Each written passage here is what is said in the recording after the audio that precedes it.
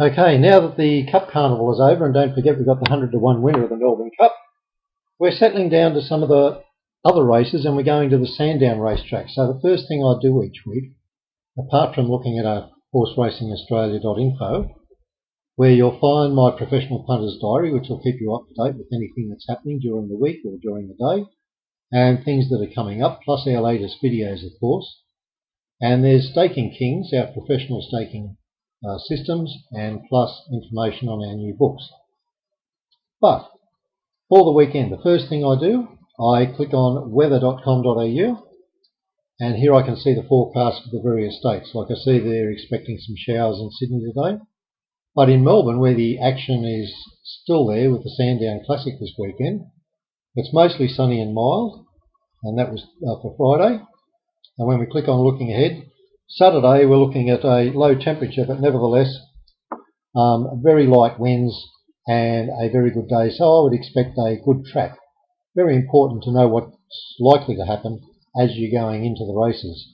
So here we are at Sandown, so I can confidently predict that we're probably going to have a good 3 track. Now, this particular race we've opened up here is a Group 3, that's the Eclipse Stakes, and as you can see, a wide betting race. Now, a recent introduction to the GTX program is the WPR rank. Now, that's weight for age performance ratings, which are now available in the GTX program. There are my Winform rankings, so I've got those in order. And what I'm looking for is horses that are within the WPR top rankings and also within Winform top rankings. So if we have a look at this one, Slate on Edge, we've ranked at 5th, and on weight for age performance ratings it's listed as 1st. On the other hand, our top horse here, Jacquinot Bay, number 1, but that's on speed, and I don't like backing 8-year-olds, I think you realise that, and it's got a WPR rank of 5. Now, I've got these set out. There are other things here, like here's a consensus rating, if you like, or you can also get a consistency rating, and you can see those comparisons. And of course, over here, another feature that's available on GTX are the traffic lights. Now, you can see here that they're all various here, and this one is probably the most consistent. It's come up with 5 out of 6, and listed on a pre-post market price of about $10. So it's a horse that's got to be looked at. And when we have a look at the horse, we find that it is a bit of a leader. Now, normally you can't lead at Sandown and win, particularly on the hillside track with the longer running in the straight. But this horse was a very strong performance last start, won by 3 lengths, so he's probably near the peak of his form. So they're just a couple of things we look at before the races, and just make sure when you are looking at the races, if you can do a comparison of different ratings and plus the pre-post markets and the like, that'll give you a better guide as to what's going to happen on the day.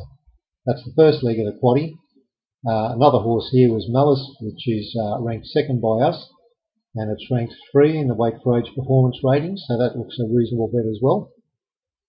Worthy Cause is down as 10th, although we've rated it at 3rd, but that's on recent performances, particularly where it won 3 starts ago. That was a good win for us. Casino Dancer here has a 20-point penalty.